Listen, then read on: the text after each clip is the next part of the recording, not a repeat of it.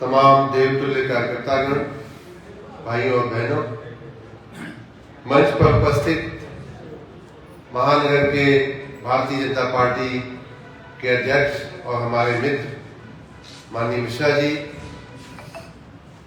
यहाँ के यशस्वी विधायक माननीय श्री गुप्ता जी, हमारे लोकप्रिय महापौर माननीय उपाध्याय जी, भूतपूर्व भाजपा के भूतपूर्व अध्यक्ष और हम सब के वरिष्ठ यहाँ बैठे हुए माननीय मणि जी, डॉक्टर मणि जी, हमारे मित्र और क्षेत्रीय उपाध्यक्ष विवेक मोनू जी, महानगर के उपाध्यक्ष रवि शर्मा जी, युवा मोर्चा, आप सबके बीच जिला पंचायत अध्यक्षा माननीय रोली सिंह जी, आप सबके मध्य आ जाने का मौका मिला, वो भी एक ऐसे दिन पर जो हम सब के लिए बहुत ही प्रेरणादायक व्यक्तित्व रहा है।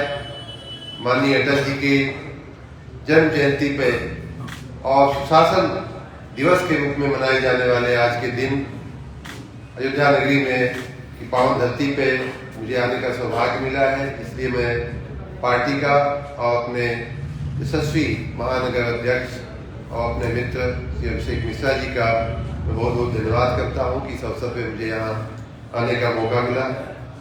जैसा कि यहाँ कहा गया, माननीय अटल जी का जो व्यक्तित्व था, मुझे थोड़ा बहुत स्मरण आता है कि जब माननीय मोदी जी मुख्यमंत्री बने थे, उन्हीं दिनों स्वर्णिम चतुर्भुज की जो पहली कड़ी थी, जो पहला रोड था, वो गुजरात में बना था और उसी के उद्घाटन के लिए माननीय अटल जी गुजरात आए थे। माननीय मोदी जी उस समय मुख्यमंत्री थे।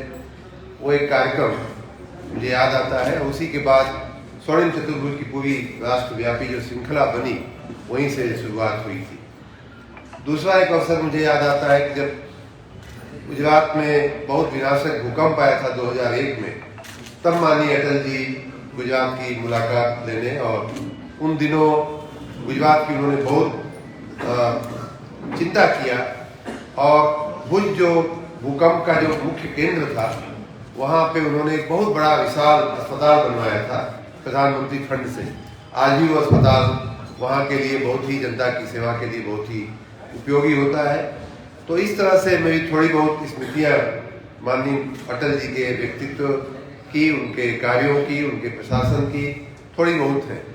और ये बात निर्विवाद है कि भारत में अगर कहीं से सुशासन की शुरुआत हुई है तो वो माननीय अटल जी के शासन से हुई है, माननीय अटल जी के कार्यकाल से हुई है। क्योंकि पहले, मैं बाद में थोड़ी ये बातें बताऊंगा, लेकिन पहले जो होता था वो परिवारवाद था, वो सुशासन नहीं था। परिवार कैसे फले फूले, परिवार का शासन कैसे लंबे समय तक चले, सुशासन नहीं, परिवार का शासन कितना बढ़िया चले, कितना लंबा चले, उसकी लोग चिंता करते थे।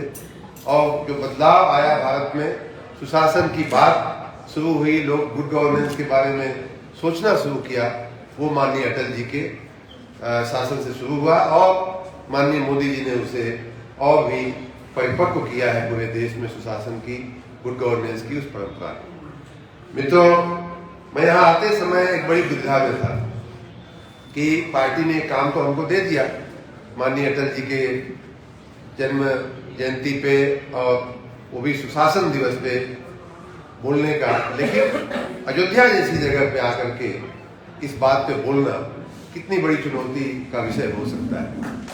आपको मालूम है कि अयोध्या नगरी एक ऐसी नगरी है जहाँ जगतपति परमपिता परमेश्वर स्वयं यहाँ अवतरित हुए हैं। चारों वेद जिन उन्हीं से उत्पत्ति हुई है जिनकी, फिर भी वो चारों वेद उनका वर्णन करने में जो है वो अपने को अक्षम पाते हैं, वर्णन नहीं कर पाते हैं। ऐसे प्रभु की ये नगरी है। ऐसी जगह पे आकर के मेरे जैसा एक अल्पज्ञानी व्यक्ति आपको, उनकी प्रजा को, उनके लोगों को सुशासन की व्याख्या करे और सुशासन की बात समझावे, ये बड़ी अजीब सी बात है। तो मैं जरूर चिंता में था।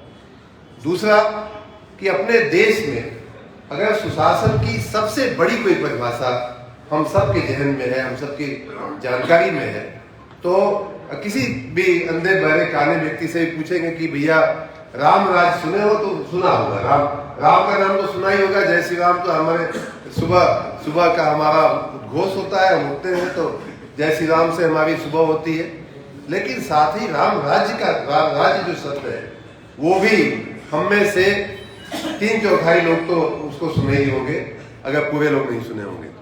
तो ऐसी जगह पे जहाँ भगवान ने स्वयं शासन किया हो, जहाँ स्वयं राज्य किया हो, और जिनके राज्य की जो सुशासन की पराकाष्ठा है वो उनके शासन से परिभाषित होती है, उनके शासन से आंकी जाती है, ऐसी जगह पे आकर के सुशासन पे व्याख्यान देना ये भी एक बहुत बड़ा चुनौती का विषय है। लेकिन फिर भी मैं भगवान के ही चरणों में सिर रखते हुए, यहाँ के साधु संतों के चरणों में सिर रखते हुए, अपने जो वरिष्ठ लोग बैठे हुए हैं उनके इसी चरणों में अपना नमन करते हुए आप लोगों के बीच कुछ बातें जो सुशासन की जो मुझे समझ में आती हैं वो कहना चाहूँगा। देखिए, यही की बात, अब मैं चूंकि अयोध्या में हूँ तो अयोध्या से बाहर कहीं जाने की जरूरत ही नहीं, जैसा मैंने कहा, सुशासन की बात सोचने के लिए। सुशासन भगवान का ऐसा, भगवान के हमारे ग्रंथ, हमारी रामायण, रामचरितमानस, सब जगह ये बातें लिखी हुई हैं कि भगवान जब यहाँ राम राज बैठे त्रैलोका, हर्षित गए भयो सब शोका, तब से जब जो राम राज्य की शुरुआत होती है उसका एक बड़ा विलक्षण, मैं उसकी बात भी करूंगा। लेकिन सबसे जो महत्वपूर्ण बात है और जो माननीय अटल बिहारी वाजपेयी जी और उनके पहले के जो शासक थे उनमें जो फर्क था, या भगवान राम, यहाँ तो पहले भी सुशासन था। महाराजा दशरथ के राज्य को लोग बताते हैं कि देवता भी आकर के यहाँ बसने में के लिए झंकते थे और यहाँ चाहते थे कि हमें महाराजा दशरथ जैसा पराक्रम और वो वैभव हमें प्राप्त हो जाए। तो भगवान राम के राज्य के पहले भी यहाँ बड़ी अच्छी व्यवस्थाएं थी, लेकिन पूरे क्षेत्र में नहीं थी। अयोध्या के बाहर का जो शासन था वो ठीक नहीं था। इसीलिए कहा जाता है कि भगवान का अवतरण होना ही, हम राम राज्य की बात तो करते हैं, लेकिन राम को यहाँ आना क्यों पड़ा, जब तक हम उसमें फर्क नहीं समझेंगे तब तक राम राज्य की परिभाषा है, सुशासन क्या होता है, जब तक कुशासन क्या होता है जब वो नहीं समझेंगे तब तक सुशासन क्या होता है वो समझना थोड़ा मुश्किल होता है। कुशासन क्या होता है उसकी अगर हम रामायण की व्याख्या में अगर जाएं तो ऐसा कहा गया है कि भगवान राम के वैसे तो जन्म लेने के बहुत से कारण हैं, लेकिन जो सबसे बड़ा कारण है, जब जब हो धर्म की हानि, बाढ़े असुर अधम अभिमानी, तब तब धर्म प्रभु विरिध शरीरा, हमें दयानित सज्जन पीरा।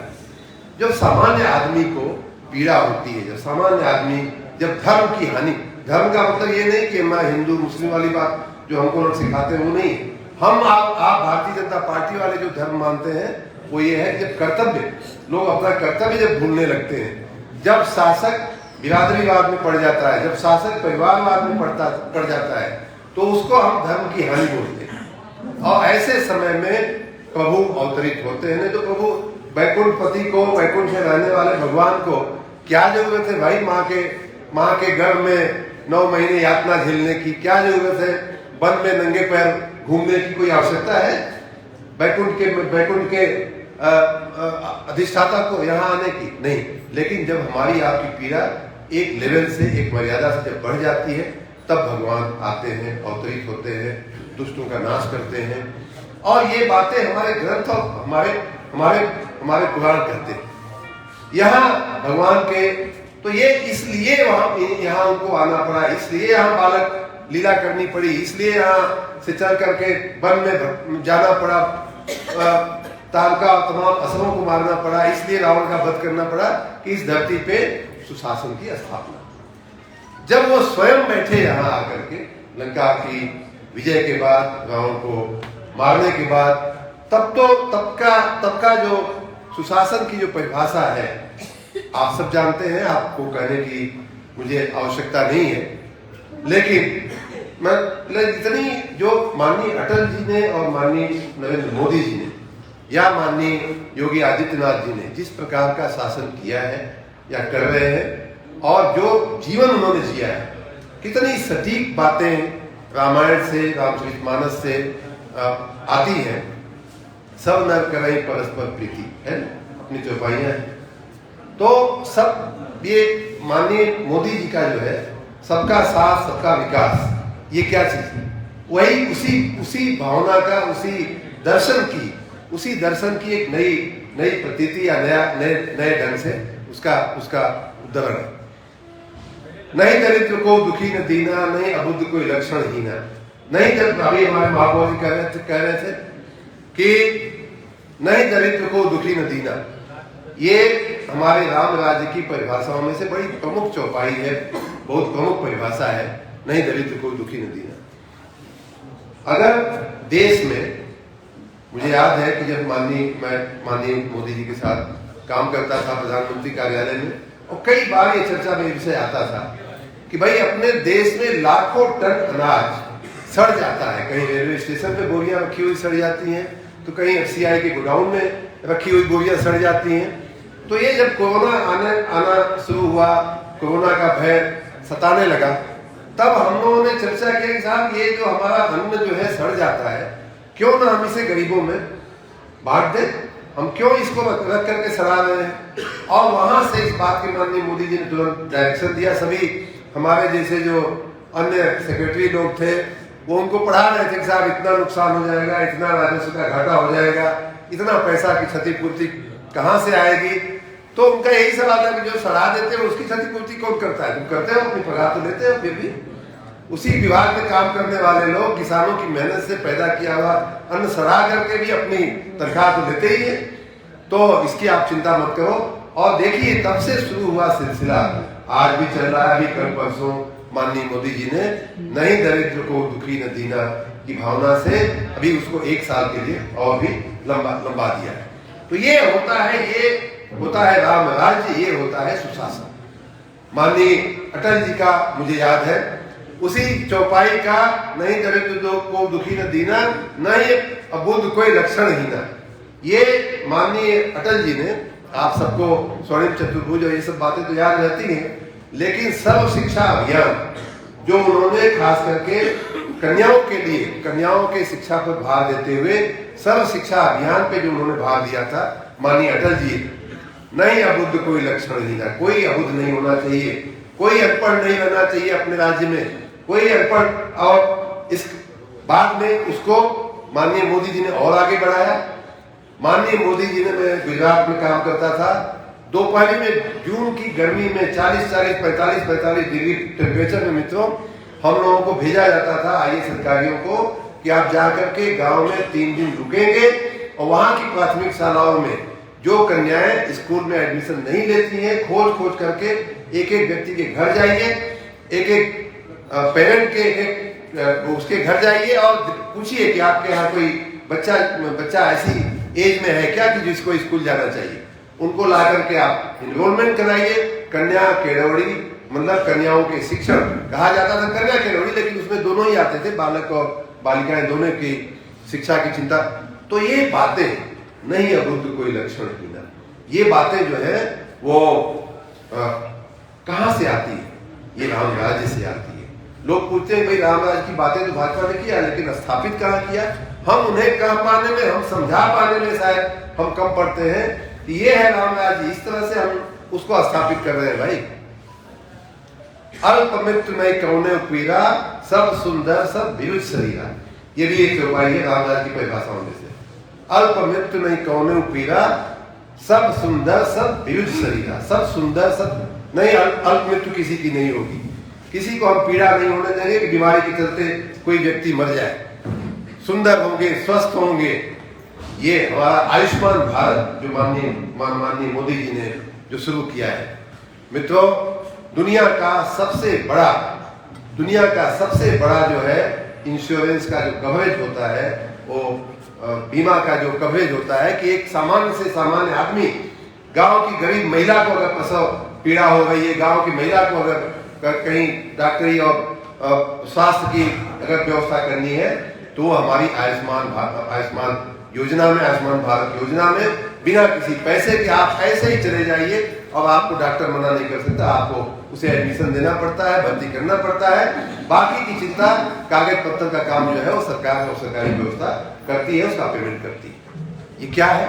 ये राम राज्य की स्थापना की दिशा में बढ़ाया हुआ माननीय अटल बिहारी वाजपेयी की प्रेरणा से जिस भारतीय जनता पार्टी की इन्होंने स्थापना की, वो भारतीय जनता पार्टी के जो जो जो प्रधानमंत्री हैं माननीय नरेंद्र मोदी जी उस भावना को आगे बढ़ाते हुए उसको अमल कर रहे हैं। इस प्रकार से मित्रों,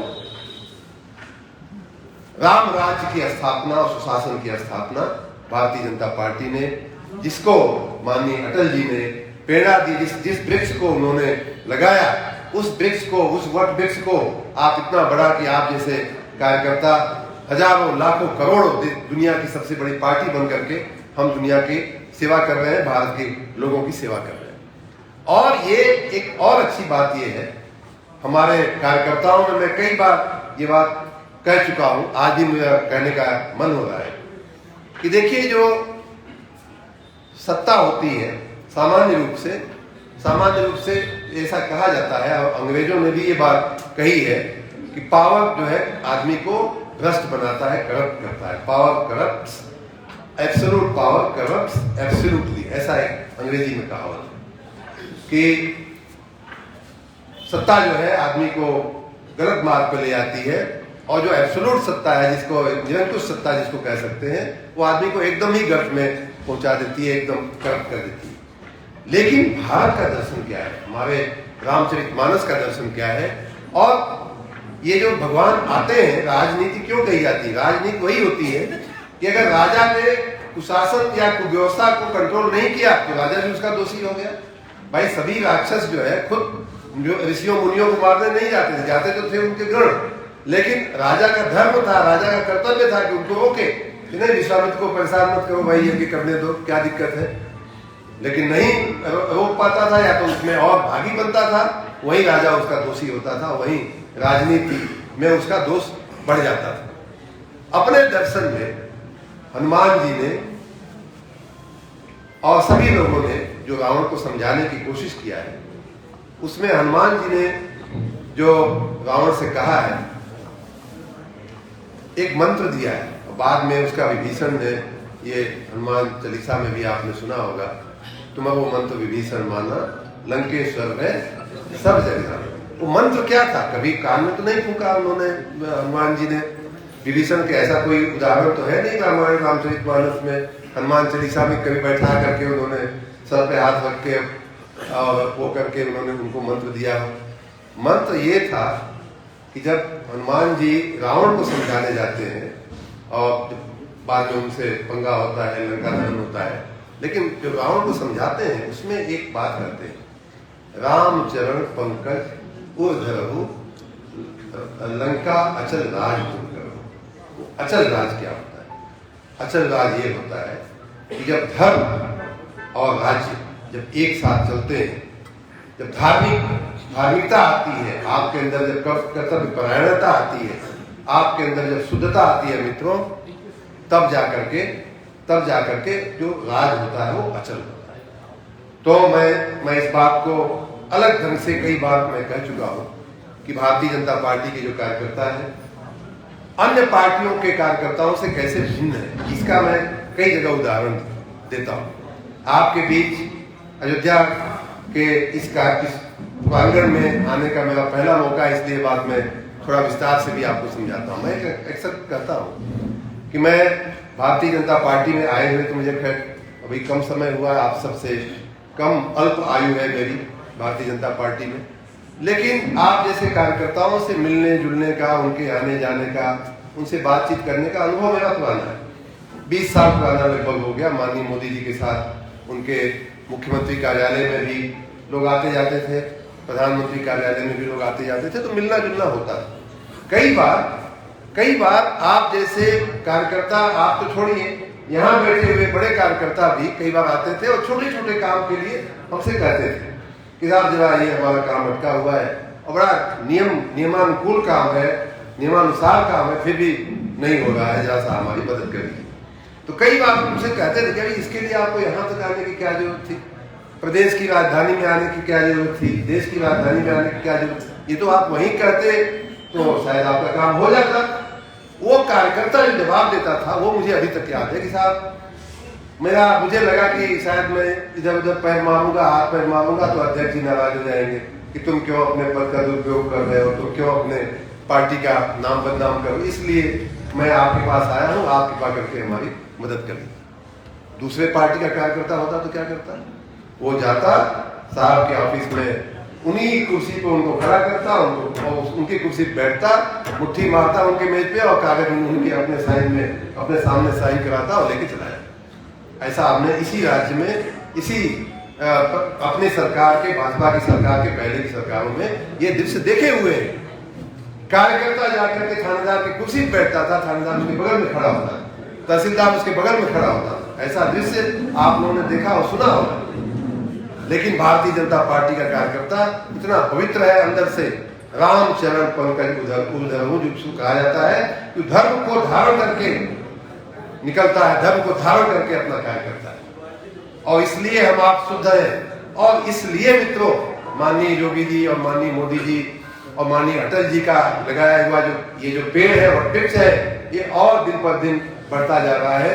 पूरे देश में ही नहीं, पूरी दुनिया में आज हमारी शाखाएं फैल गई हैं, इस वट वृक्ष की जड़ें फैल गई हैं, हम बड़े से बड़े होते जा रहे हैं। आप घर से निकलते हो, शुद्ध होकर के निकलते हो, माथे पर टीका लगा के निकलते हो, भगवान को पूजा करके निकलते हो, साहब भगवान हमको हमारी रक्षा करना, हमसे कहीं गलती न हो जाए। इसलिए सुशासन हम स्थापित करने की परिस्थिति में है, सुशासन हम स्थापित कर पाए। माननीय अटल जी जब प्रधानमंत्री बने थे तो ऐसी जो बड़ी बड़ी योजनाएं थी, स्वर्णिम चतुर्भुज उसका एक उदाहरण है कि पूरे देश को गति देने का हमारा आपका अनुभव है। हम आप जब पढ़ते थे तो 150 किलोमीटर पहुंचने में तो पूरा दिन लग जाता था।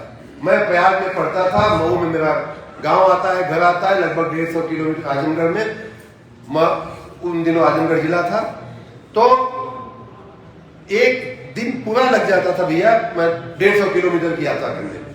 आज आप जा करके और लौट आएंगे 150 किलोमीटर हाईवे पे, मालूम भी नहीं पड़ेगा कि आपने यात्रा किया है।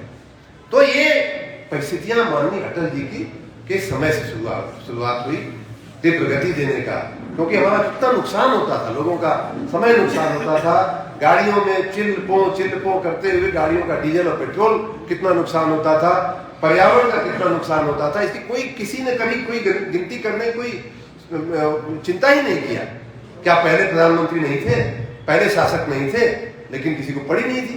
सबको खाली अपने परिवार का शासन कितने दिन चलेगा, कितने साल चलेगा, कितने महीने चलेगा, कितने दशक चलेगा, खाली उसकी चिंता। माननीय अटल जी ने देश को गति दिया, देश को दिशा दिया, और उस दिशा पे चलते हुए माननीय मोदी जी आज उसको और भी प्रबल कर रहे हैं। आज देखिए कि हमारे देश में एक मैं छोटा सा उदाहरण दूं आपको, हमारे देश में सारे के सारे जो सेना के काम उपयोग के सामान होते हैं, रक्षा के जो सामान होते हैं, माननीय प्रधानमंत्री मोदी जी जब प्रधानमंत्री बने 2014 में, उसके पहले की परिस्थिति ये थी मित्रों कि टैंक और तोप और हवाई जहाज तो छोड़ दीजिए, सैनिकों के पहनने के जो जूते थे, उनकी वर्दियां थी, उनके सर पे जो हेलमेट लगती है, उनके हाथ पे जो चश्मा लगता है, वो भी विदेशों से आयात किया जाता है।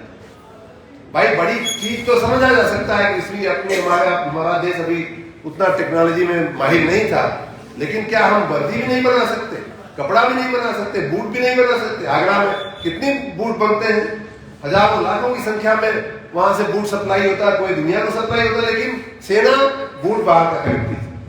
माननीय मोदी जी ने उसको बंद कराया।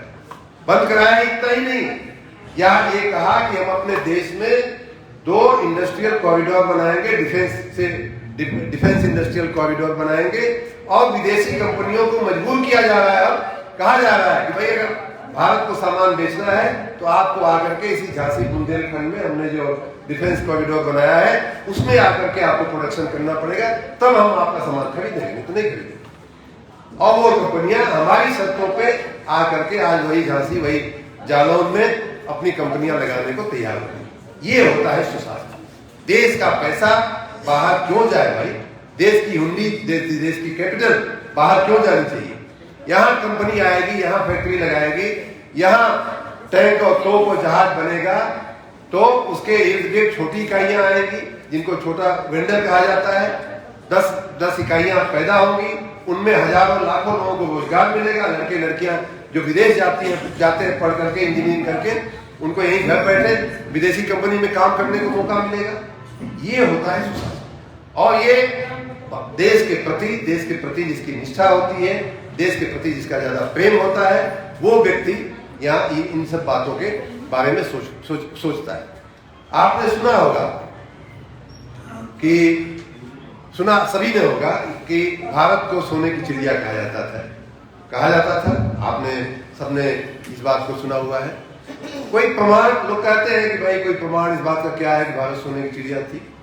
मैं बड़े दावे के साथ करता हूं, और हमारे जो वरिष्ठ लोग बैठे हैं, डॉक्टर मणि जैसे लोग, उनका विशेष रूप से इस बात को, ऐसी बातों पे अभ्यास भी होगा, अध्ययन भी होगा।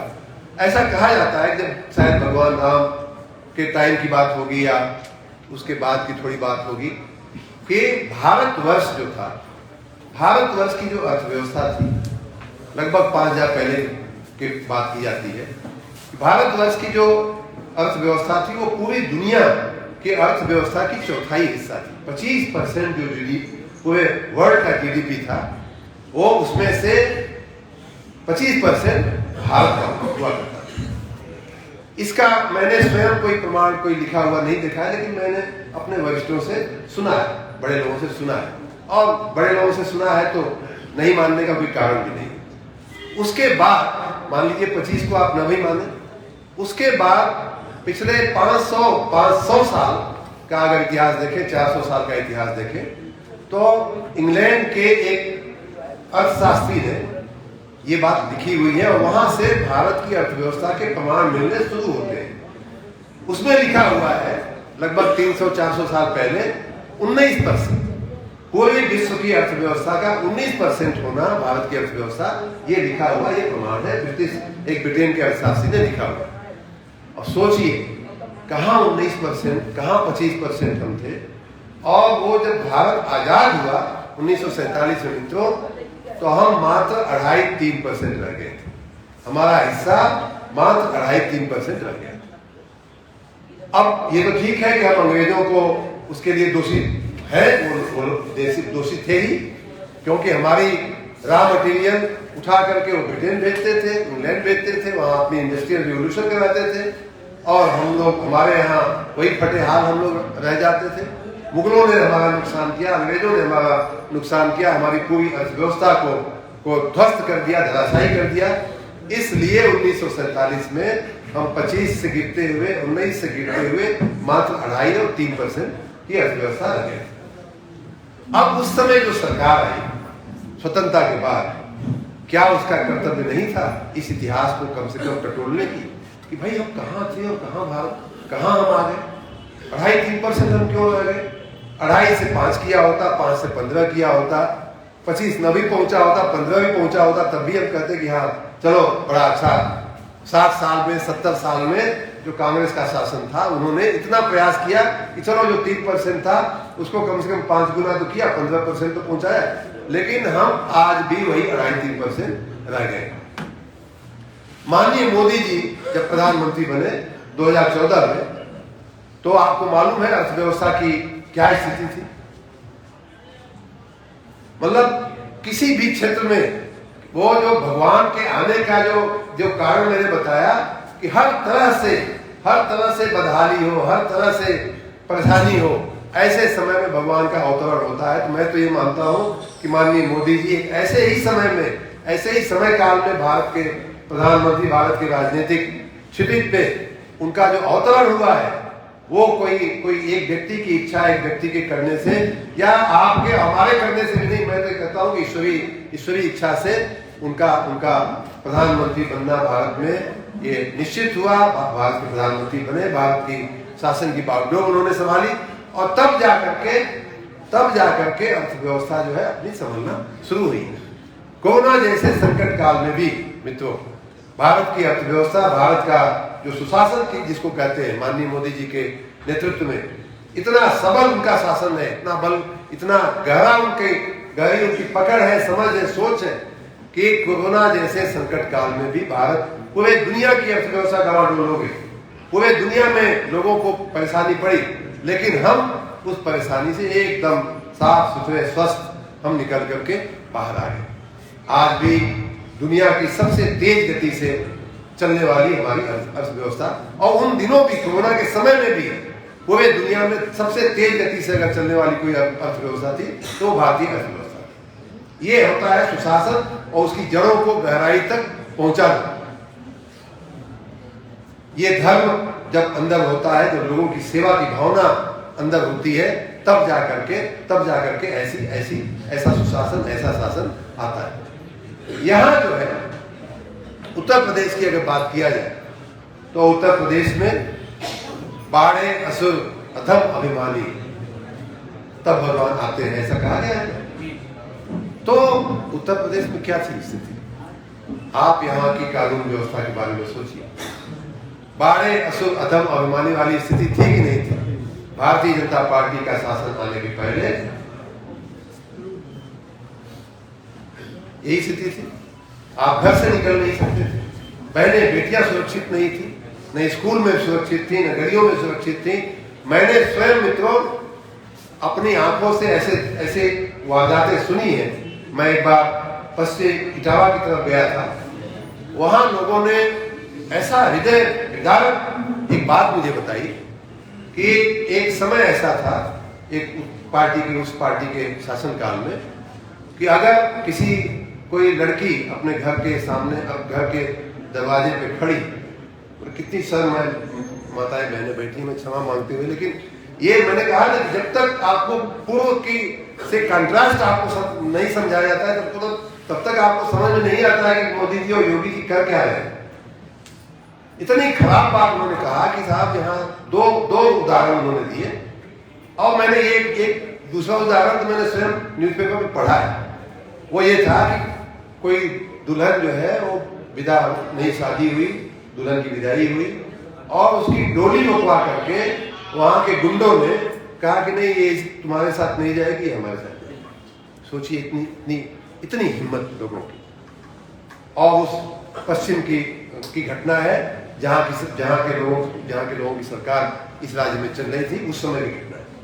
दूसरा उदाहरण मैंने स्वयं पढ़ा नहीं है, देखा नहीं है, लेकिन सुना है कि कोई लड़की थी, अपने घर के दरवाजे पे खड़ी थी, शादी योग्य हो गई थी, उसकी शादी की बातें भी चल रही थी।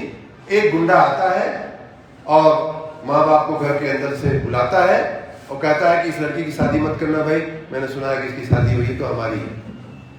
ये ऐसे ये अधम असुर नहीं है तो क्या है? समाज के ये दोषी नहीं है लोग तो क्या है? ऐसे लोगों को ठीक करने के लिए भारतीय जनता पार्टी की सरकार आई।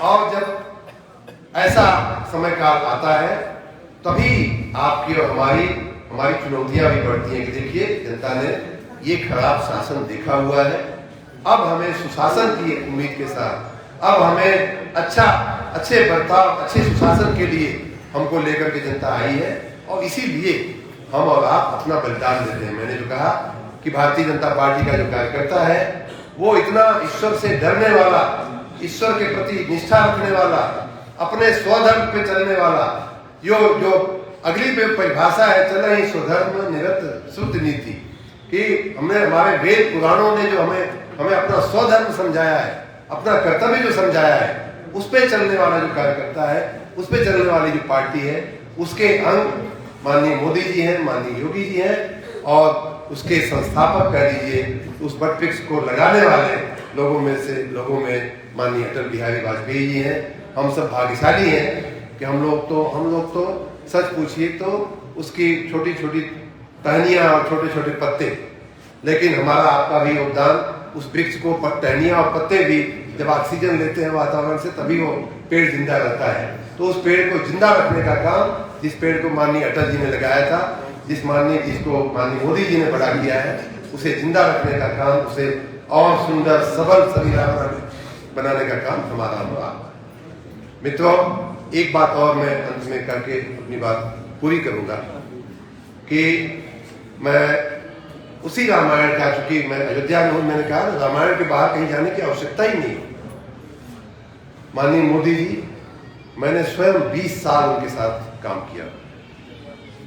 मुझे आज तक याद नहीं है मित्रों, मुख्यमंत्री कार्यालय में या प्रधानमंत्री कार्यालय में, कि कोई विषय मैंने उनके सामने पेश किया हो कि साहब ये आपकी अनुमति के लिए, आपकी साइन के लिए ये पत्रावली आई है, फाइल आई है, आप कृपया करके साइन कर दें।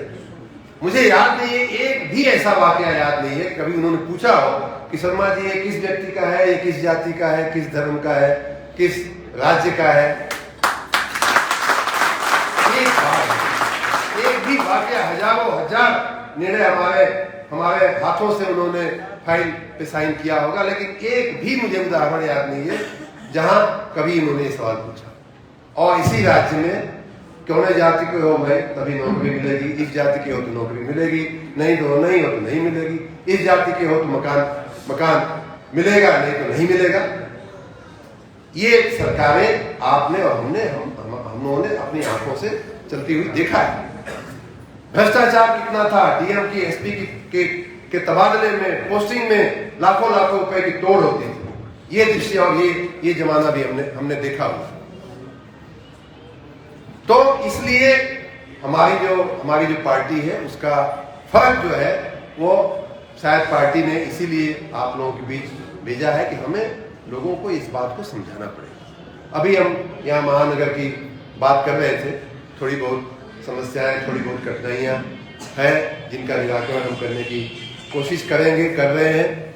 लेकिन कुल मिलाकर के हम आप इस समय वर्तमान में ऐसे लोगों के हाथ में शासन की बागडोर है मित्रों, जो बहुत ही पवित्र लोग, जो बहुत ही शुद्ध लोग। और एक तो शुद्धता का एक बहुत बड़ा मापदंड ये है, मैं ये नहीं कहता कि परिवार जिसका नहीं है वही शासन कर सकता है, ऐसा कोई मापदंड नहीं। लेकिन ये बात भी सही है कि हमने परिवारवाद देखा हुआ है, इसी राज्य में परिवारवाद देखा। एक परिवार से एक दर्जन सांसद और विधायक आपने देखा हुआ है, इसी राज्य में देखा हुआ है। थे कि नहीं थे? मंत्री थे, आधे दर्जन तो मंत्री लोग हुआ करते थे एक परिवार से। एक परिवार का शासन 50-50, 60-60 साल, 70-70 साल हमने देखा हुआ है। और पुनः रामचरितमानस में जाते हुए मोह सकल व्याधि कर मूला, मोह जो होता है, पारिवारिक मोह जो होता है, हमारा भाई है, हमारा भतीजा है, हमारा बेटा है, हमारी बेटी है, ये मोह जो होता है मित्रों, वही जो है सारी समस्याओं की सकल व्याधिन कर मूला, सारी समस्याओं की जड़ मूल। माननीय मोदी जी में, जैसा मैंने कहा, न उनका खुद का कोई परिवार है और न ही वो परिवारवाद में मानते हैं। हम सब उनके मित्र हैं और सच पूछिए तो हम कोई उनके मित्र नहीं है। जहां निर्णय लेने की बात आएगी, जहां न्यायप्रियता की बात आएगी, वहां हम और आप दोनों बराबर। और यही कारण है कि आज आप जो कार्यकर्ता वहां दरवाजे पे खड़ा है, हो सकता है कि कल इस मंच पे बैठेगा और इस मंच से उठ करके देश का प्रधानमंत्री बन सकता है, और कहीं कोई रुकावट नहीं है कि नहीं हमारे घर का होगा, हमारे जाति का होगा, हमारे परिवार का होगा, हमारा सगा होगा, तभी हम उसको गृह मंत्री और प्रधानमंत्री और मुख्यमंत्री बनाएंगे। ऐसा कोई बंधन माननीय मोदी जी पे लागू नहीं पड़ता। तो ये जो है, ये सुशासन की जो मूल बातें हैं, क्योंकि हम बाहर से कुछ भी आडंबर कर लें, जब तक हमारी सोच सही नहीं होती है तब तक सुशासन होना संभव नहीं होता है। देश हो, आज अपना भारत जो है पूरी दुनिया की सबसे तेजी से विकसित होने वाली अर्थव्यवस्था। मैं स्वयं माननीय मोदी जी के कृपा से उनके साथ लगभग 50 देशों में उनके साथ मैंने यात्राएं की हैं, और मैं देख रहा हूं, मैंने स्वयं देखा है किस तरह दुनिया की नजर भारत को देखने की जो नजर थी दुनिया की, किस तरह से बदली है। मैंने स्वयं देखा है 10 सालों 12 सालों में। पहला साल हम जब गए और 12वें साल हम जब गए, उन दोनों में फर्क मैंने स्वयं देखा है अपने आंखों कानों से, माननीय मोदी जी के नेतृत्व की वजह से। पहले लोग भारतीयों को नीची नजर से देखते थे, आज हम एकदम अपनी ताकत के बल पे पूरे विश्व को अपना परचम लगा करके हम दिखा सकते हैं कि हम विज्ञान हो उसमें आगे। हमारा मानव बल जो है, हमारे लोग अमेरिका में, लंदन में, जर्मनी में, जापान में, हमारा मानव बल आईटी कहिए या बड़े बड़े आविष्कार कहिए, बड़ी बड़ी साइंस की लेबोरेटरी कहिए, नासा कहिए, जो भी बड़ा आविष्कार, जो भी बड़ा काम हो रहा हो, गूगल हो चाहे माइक्रोसॉफ्ट हो, आपने सुना होगा गूगल का सीईओ कौन है, बताएगा कोई? सुंदर पिचाई अपना लड़का, माइक्रोसॉफ्ट अपना लड़का। तो इस तरह से हमारी जो छवि है, हमारी जो ख्याति है, हमारी जो पहुंच है, पूरी दुनिया में व्यापी। आज हमारा देश विज्ञान में, आज हमारा देश इंफ्रास्ट्रक्चर में, मैंने जैसा कहा कि रोड तो हमें दिखाई देती है, लेकिन समुद्री जो परिवहन है वो नहीं दिखाई देता है हमें आपको, क्योंकि हमारे आसपास समुद्र नहीं है। जो लोग बनारस से परिचित होंगे वो इस बात से शायद परिचित होंगे या कभी जाइएगा तो जरूर देखने की कोशिश करिएगा कि माननीय मोदी जी के नेतृत्व में अपनी नदियों का जल को भी परिवहन के लिए उपयोग करने का एक बहुत सार्थक प्रयास चल रहा है। यही सरजू में, इसी आपकी संस्कार स्वरूपा सरजू में हम आप आश्चर्य करोगे अगर 2 साल बाद इसी में क्रूज चलने लगे, इसी में माल परिवहन की भी व्यवस्था हो जाएगी और बहुत जल्दी हो जाएगी। तो इस तरह की बातें जो है, आज हमारा जो इंजीनियरिंग का जो हमारा जो स्ट्रेंथ है, हमारी जो मेडिकल में हमारी जो स्ट्रेंथ बढ़ रही है, आज हमारे जो एम्स खोल रहे हैं जगह जगह पे, हम हर जिले में माननीय योगी जी ने मेडिकल कॉलेज खोलने की कवायद शुरू की, प्रयास शुरू किया है। ये सारा जो विकास हो रहा है मित्रों, पहले मर्यादित था, पहले सोच मर्यादित थी, हमारा अपना जो मोह था वो लोगों के अंदर बहुत विष की तरह भरा हुआ था, इसलिए हमारे देश और प्रदेश का विकास अवरोधित था। अब उसमें चांद लग रहे हैं, पंख लग गए हैं, क्योंकि हमने अपनी सारी ऊर्जाओं को सबके साथ सबके विकास के लिए हमने जोड़ दिया।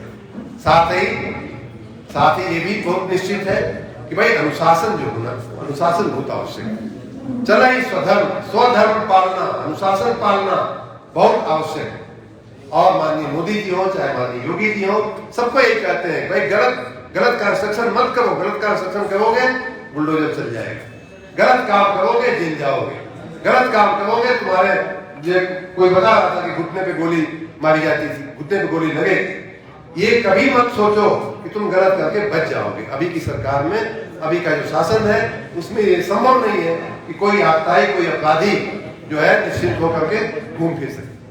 तो ये हमारे माननीय अटल बिहारी वाजपेयी जी ने जो भारतीय जनता पार्टी नाम का जो वटवृक्ष लगाया, वो आज इतना बड़ा हो गया है, जन जन तक पहुंच रहा है, जन जन तक। और मैं तो आश्चर्य करता हूं कि अभी विधानसभा के चुनाव हुए उनमें भी, और आजमगढ़ जिले में हमारा जो कि पड़ोस का जिला है, मेरा पहले वही जिला हुआ करता था, लेकिन अब मेरा विभाजन हो गया, मऊ जिला हो गया है, पड़ोस का जिला, इसलिए मेरी भी ड्यूटी लगाई गई थी आजमगढ़ में लोकसभा के उपचुनाव के प्रचार में।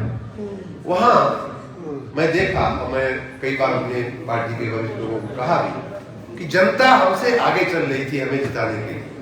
जनता मन बना करके बैठी थी माननीय मोदी जी के नाम पे, भारतीय जनता पार्टी के नाम पे मत देने के लिए।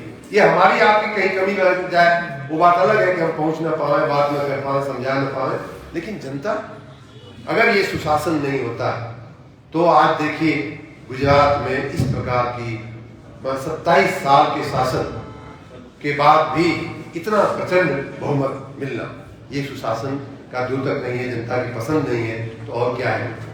जिस गुजरात को माननीय मोदी जी ने खड़ा किया, वहां इतनी बड़ी विजय।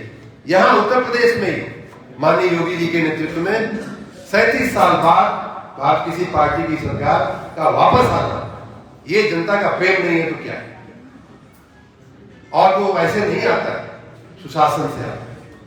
और अंतिम बात ये कि अपने धर्म में राजाओं के प्रति, राजाओं को बड़ा सचेत, और भारतीय जनता पार्टी में एक फर्क है कि हमारे यहाँ अगर कोई कहता है कि नहीं आप ये ठीक काम नहीं कर रहे हो, तो ये कहते ये भी कहा जाता है साथ में कि भाई भगवान से तो डरो, और आदमी से नहीं तो भगवान से तो डरो, कानून से नहीं तो भगवान से तो डरो।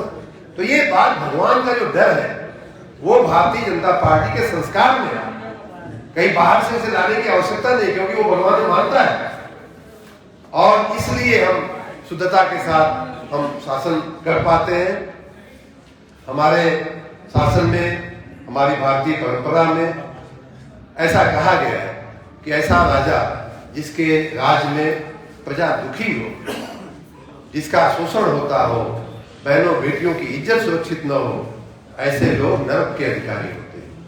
जा सुराज प्रिय प्रजा दुखारी, सो नृप अवश्य नरक अधिकारी। आपके ही यहाँ के ग्रंथ में कहा, रामचरितमानस में कहा। इसलिए हम और आप बहुत ही सुरक्षित हाथों में है, बहुत सुरक्षित नेताओं के हाथ में है। अपना प्रदेश, अपना देश बहुत सुरक्षित हाथों में है। और धर्म को हम पकड़े रहे, अपने कर्तव्य को पकड़े रहे, अपनी ड्यूटी को पकड़े रहे। भारतीय जनता पार्टी इससे भी ज्यादा लोकप्रिय बनेगी। हमारा आपका जो मनोबल है इससे भी ज्यादा बढ़ेगा। रामायण की बात तो मैं कर लिया, गीता की बात आपको समझा दूं। गीता में आपने काफी लोग सुने होंगे, जानते होंगे। मैं एक बार गीता प्रेस गया था। गीता प्रेस जहां हमारी धार्मिक किताबें छपती हैं, और सब जानते हैं गीता प्रेस, जिन्होंने धार्मिक किताबें पढ़ी हैं गीता प्रेस भी जानते ही होंगे।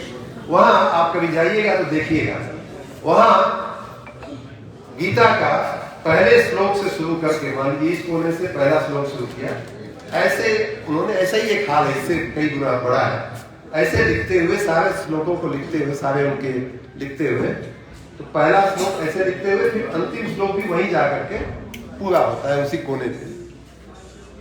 और वहां के जो मनीषी लोग थे, वहां के जो मैनेजर लोग थे, तो व्यवस्थापक लोग थे, मैं तो ऐसे घूम के देख लिया, बड़ा प्रभावित हुआ, बड़े अच्छे से, बड़ा पूरी पूरी गीता लिखी हुई है। उन्होंने फिर मुझसे पूछा कि साहब ये कुछ आपको दिखाई दे रहा है, कुछ समझ में आ रहा है? हमने कहा नहीं, ये आपने यहाँ से शुरू किया है, यहाँ पूरा कर दिया, ये समझ इतना तो समझ में आ गया। तो उन्होंने कहा नहीं, एक बात और आपको समझानी है जो आपको शायद ऐसे समझ में नहीं आया। हमने कहा बताइए। बड़ी मार्मिक बात उन्होंने बताई। जो भगवत गीता की शुरुआत होती है, धर्म क्षेत्रे कुरुक्षेत्रे, तो पहला श्लोक है धर्म क्षेत्रे कुरुक्षेत्रे माम का, इस तरह से। और अंतिम क्या है? यत्र योगेश्वर कृष्ण यत्र पार्थोधन तत्र श्री विजयो भूति ध्रुव नित्य मतिर्भव। तो उन्होंने कहा कि पहला शब्द क्या है? हमने कहा धर्म क्षेत्र, धर्म क्षेत्र। अंतिम क्या है? मतिर्मम। अगर धर्म में हमारी मति लगी हुई है तो वही विजय है, वही श्री है, वही सत्ता है। धर्म में हमारी मति होनी चाहिए। और मैं ये बात डंके की चोट पे कहीं भी खड़ा होकर के कह सकता हूँ कि देश में हमारे भारत भूमि पर जितनी पार्टियों ने शासन किया है, जितने लोगों ने शासन किया है, उसमें से सबसे ज्यादा अपने कर्तव्य में मानने वाली, अपनी ड्यूटी में मानने वाली, अपने स्वधर्म को पहचानने वाली, चरई स्वधर्म निरत नीति में मानने वाली अगर कोई पार्टी है, अगर कोई कार्यकर्ता है, तो वो है भारतीय जनता पार्टी, जिसकी नींव माननीय जिसको पाल पोस करके बड़ा करने का काम माननीय मोदी जी कर रहे हैं, और जिसके अंदर सुशासन की व्यवस्था माननीय योगी जी कर रहे हैं। ऐसे में ऐसे कार्यकर्ता हम हैं। उन सभी अपने नेताओं को, विशेष रूप से माननीय अटल जी को पुनर्प्रणाम करते हुए, पुनर्नमन करते हुए, आप सबको शुभकामना देते हुए